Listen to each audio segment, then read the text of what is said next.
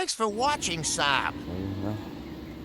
Magandang umaga mga ka-welder. Project natin ngayon. Tapaloading. Kinatin ko na. Kasi ito mga bangka-bangka. Papalitan na yan dahil sira na yung bushing, nakalab na siya. 4 yan. Lahat bilaan. Panibagong araw, panibagong trabaho na naman. Ilang araw kaya ito bago matapos, guys.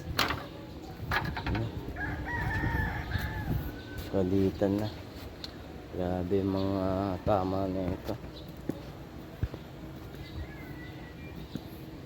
Pakalat. Ano guys, ginagawa natin ngayon. Stopper na naman. Tapos itong tapalodo niya, kakabit natin mamaya. Pull weld muna natin bago ikabit.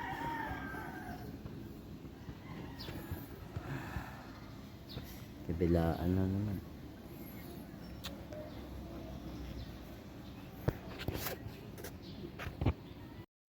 Na guys, nasampa na natin.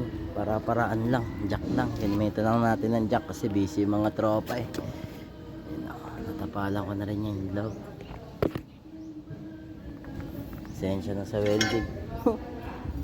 Pull weld na lang yan. Tapos brace sa loob. Dito, ayan, brace. Ilalim. Dami pang reference.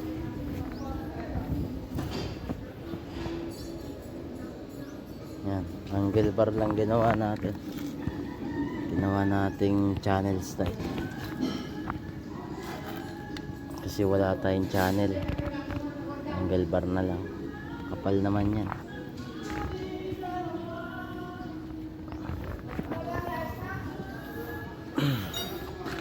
Yan lang guys.